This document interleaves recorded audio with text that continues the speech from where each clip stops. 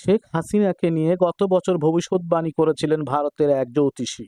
তিনি বলেছিলেন, চলতি বছরের মে, জুন, জুলাই ও আগস্ট মাসে শেখ হাসিনাকে সতর্ক থাকতে হবে। এ সময় তাকে হত্যা চেষ্টা চালানো হতে পারে। ওই জ্যোতিষীর নাম প্রশান্ত কিনি। গতকাল সোমবার বাংলাদেশের প্রধানমন্ত্রীর পদ থেকে শেখ হাসিনার সরে দাঁড়ানো ও দেশ ত্যাগের পর এক্সে প্রশান্তের ওই ভবিষ্যদ্বাণী আবার সামনে এসেছে। তিনি নিজেও পুরনো ওই পোস্টটি নতুন করে শেয়ার করেছেন।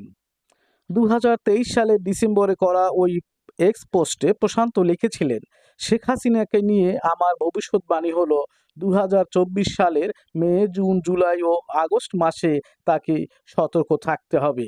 এ সময় তাকে হত্যা চেষ্টা চালানো হতে পারে।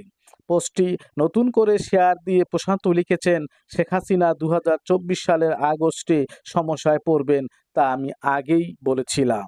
প্রশান্ত ওই পোস্টটি নতুন করে শেয়ারের পর তাতে লাইক এসেছে ১৪,৫০০-এর বেশি।